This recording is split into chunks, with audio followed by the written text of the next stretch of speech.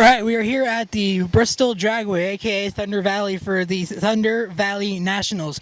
An incredible day of drag racing once again in the books here at the Bristol Dragway here in Bristol, Tennessee, as we prepare for Sunday's eliminations. It was a chaotic day too because of the fact that at the end of qualifying, we also had to take on the Epping re-race. The fact that we didn't get the race in due to the rain, therefore we fill it in through qualifying, which creates a lot of chaos for a lot of teams who are at that race as they now try to not only win that race, but also try to put themselves in a good position so that way they can go and try and win Sunday's race. So a lot of chaos going on there. We have a lot to cover throughout the entire event. I'm going to try and get through this as fast as I can so we can get to the interviews at the end of the video. But overall, just a great race and a great day of qualifying. This is my first time ever at Bristol, and by far this is one of the most beautiful tracks I've ever seen. The scenery with the mountainsides on both ends, the cliffs, and then in the background the mountains are just back there. It is one of the most stunning racetracks on the calendar, one of the best tracks I've ever been to in the world. This is by far a go-to race, and the fans certainly did that. They packed the stands for Friday qualifying. They got their money's worth with the racing that they saw, and if it's any indication for Saturday and Sunday, we're going to be in for an incredible turnout as the fans really did show up big to support the NHRA. Let's jump straight into it. In Pro Stock Motorcycle, we had 2 rounds of qualifying today. Herrera ends up the P1 qualifier, not in the way that he would have wanted to. He started off Q1, down in, I believe, 8th. It was probably the worst start to qualifying he's had, the worst spread of luck he's had for about 3 hours, and he goes out into Q number 2, runs a 6.820, and goes on to become the number 1 qualifier heading into Saturday. Eddie Krawick, the Vance and Hines 1-2, a 6.855 behind him. Angie Smith trying to bounce back after a disappointing start to the season since Gainesville, jumps up to 3rd. Steve Johnson, we did an interview with him, you'll hear about this in a minute. He qualified starting off 4th, now falls to 6th. He just jumped on that Gen 3 high piece of body back in Chicago, still trying to get used to running that, and he is quickly trying to adapt to it as he tries to take on this racetrack. Other riders to look out for: Joey Gladstone back down there in the 10th position with a 942. Chase Van Sant not far behind him in 11th with a 988. Looking for, I believe, Matt Smith. He qualifies 8th with a 934.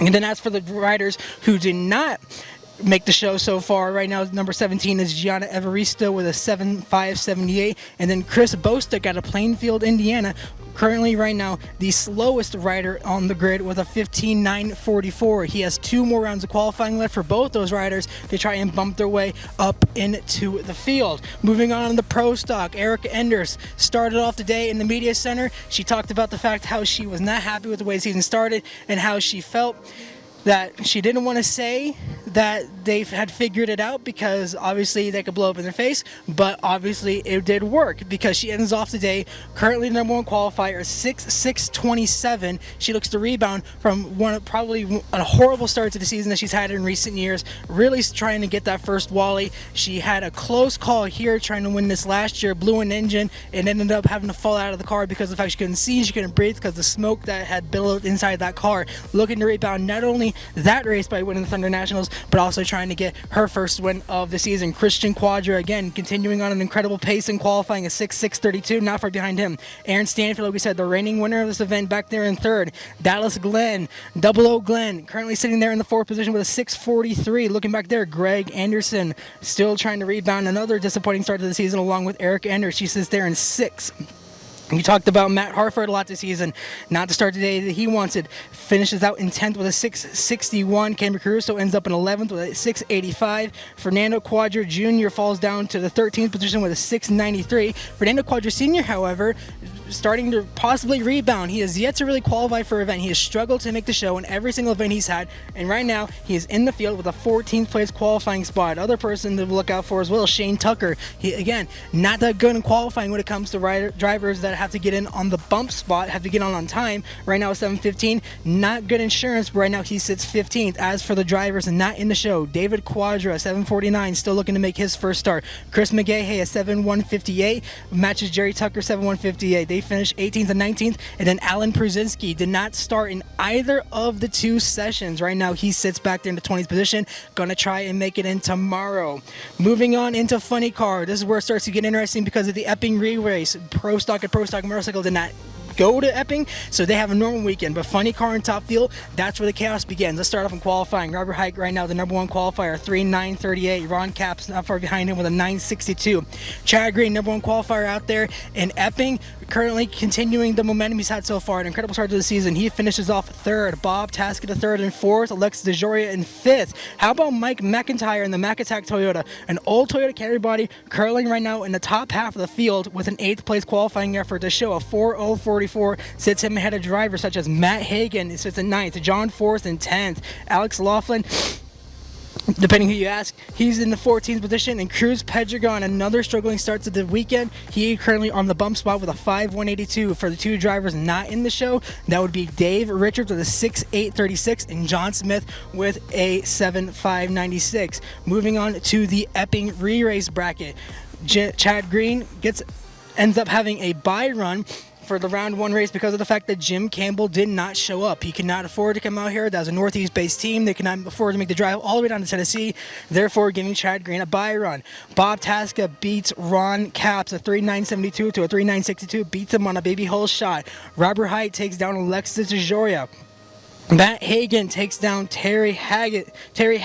We had an opportunity to talk to him too. He's had an incredible start to the season, obviously with Matt Hagan and Terry Haddock. Terry having won the most races of anybody in the funny car class, the only driver to repeat so far. Right now he comes here with a big head of steam with one of his favorite racetracks. Now he finds himself in round number 2. He's going to be facing off against J.R. Todd, who took down Cruz Pedregon. Alex Laughlin getting a bye run due to Blake Alexander not being able to show up for the race. They did not intend on racing this event to begin with. Therefore, they had to drop out, giving Alex a bye run into the 2nd round. He said in the top interview that he wanted to race John Force, and he got his wish. John Force, a 0.006 reaction time, takes down Tim Wilkerson, a 4.063 to a 4.004, takes out the Skag Mowers Ford Mustang, who are trying to rebound and get another win under their belt after their win in Chicago.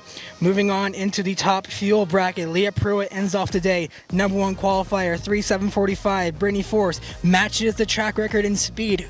Who to figure? Miss Speed Demon over there, once again showing why she's one of the best drivers in the series. A 7.47 ends up 2nd. Steve Torrance, very happy with his round win. We'll talk about that later. A 7.53 knocks him up to 3rd. Justin Ashley in 4th. Mike Salinas looking to rebound. He sits there in 5th. Doug Coletta 6th with a 7.64. Dan Mercier with a good jump. He sits up there in the top half in the 7th position. Other drivers look out for. Tony Schumacher sits in 10th. Josh Hart back there in 11th. Clay Milliken looking to rebound and continue on the momentum he built on from Chicago. Had a good showing in Epping because the rain now has to run it here, and he is still trying to rebuild in that momentum that he's had. We're going to have a chance to talk to him hopefully tomorrow to get his thoughts on this going into this weekend in this hometown race.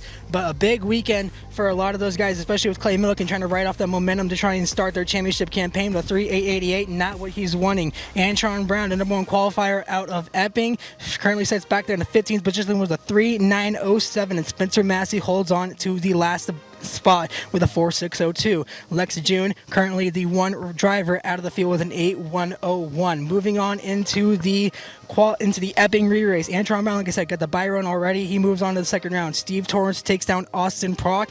Brittany Force takes down Josh Hart. Justin Ashley beats Dan Mercier. And this is probably the biggest race of the entire bracket.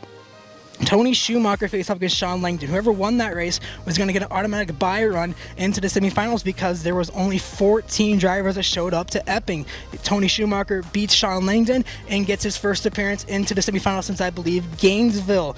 Leah Pruitt beats Doug Coletta and gets a number 1 qualifying spot while doing so. And then Mike Salinas takes down Clay Milliken to end out top fuel. So to end it out again, incredible day. We had an incredible drop in weather.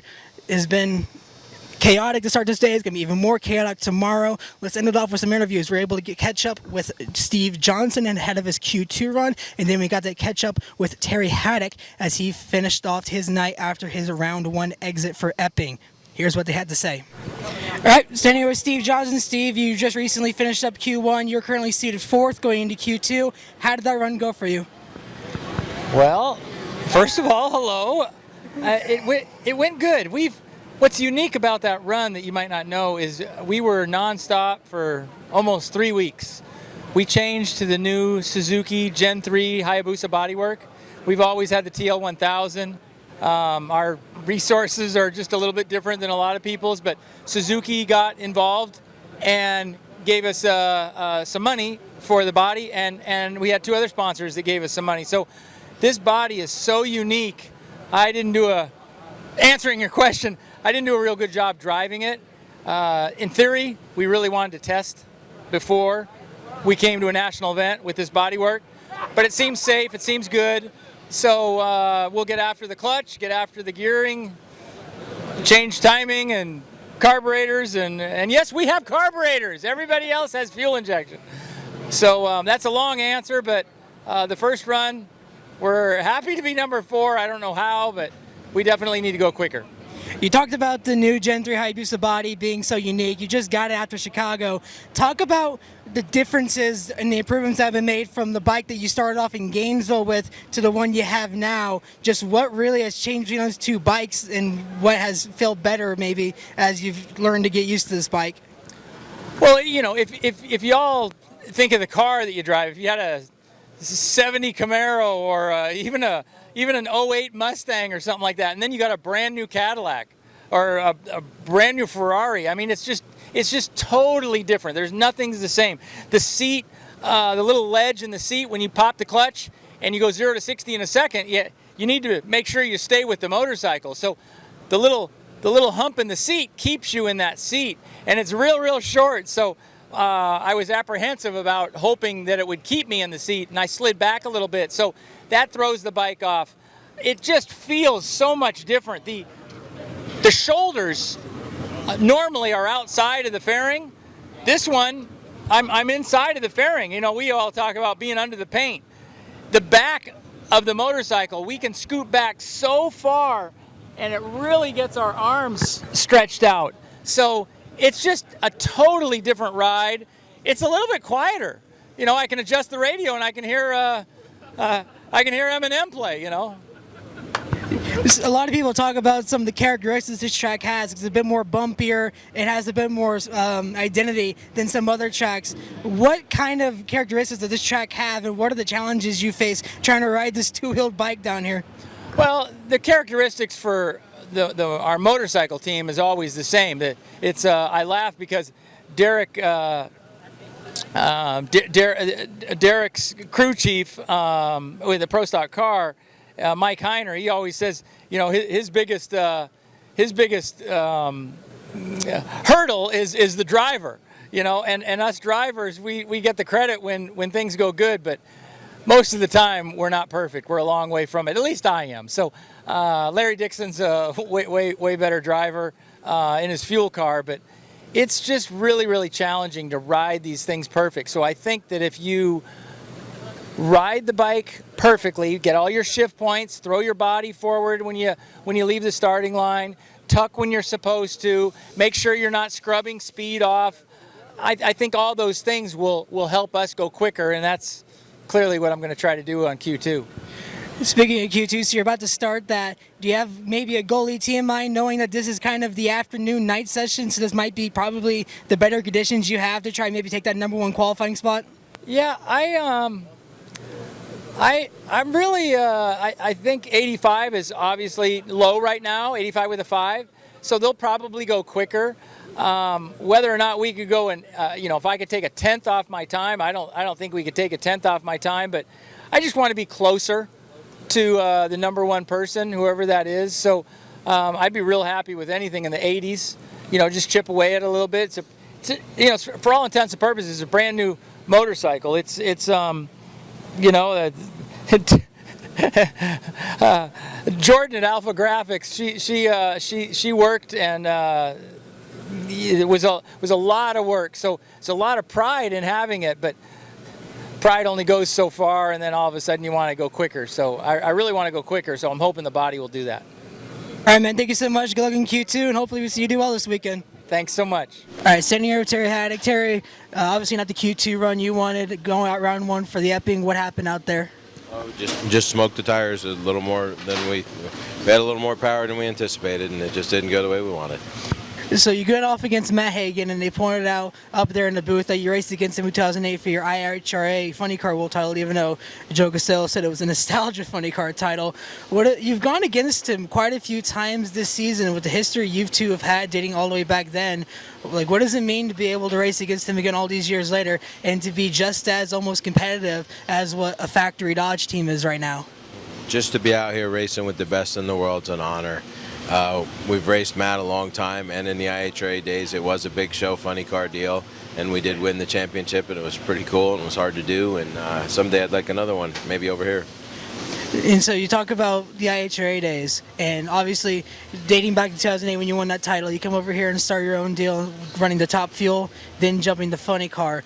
Looking through your entire journey to this point, and now you're up here and you're starting to finally turn the gears and starting to get these round wins, and you back up Pomona, made it all the way to the semifinals. And to have these drivers like Ron Capps and Matt Hagan who will go out there and win against you, but then will get out of the car and start singing your praises. What does it mean to have this journey to be where you're at right now, and what do you hope the future holds for the rest of the season and hopefully next year with the progress you guys have made so far this year? Well, we sure appreciate all the kind words from all the other teams. You know, if you want to be the best out here, you have to race against the best. And Matt Hagan and Ron Capps and all these teams that we're running against, they are the best. And I believe someday when we find the resources, we'll be able to be the best too, you know, but you have to keep fighting and keep trying. And then heading into tomorrow, you're going to have probably some similar conditions to what you had out there in Q1. What changes have you guys possibly made to the car to possibly get those better runs for Q3 and Q4 to possibly get you back up there into that top 5 spot you found yourself at the end of Q1? Well, we're still thinking about what changes we're going to make for tomorrow. We'll make those decisions right up to the minute we run. And, you know, each round you go up there, you have to race the racetrack. And that's what we try to do.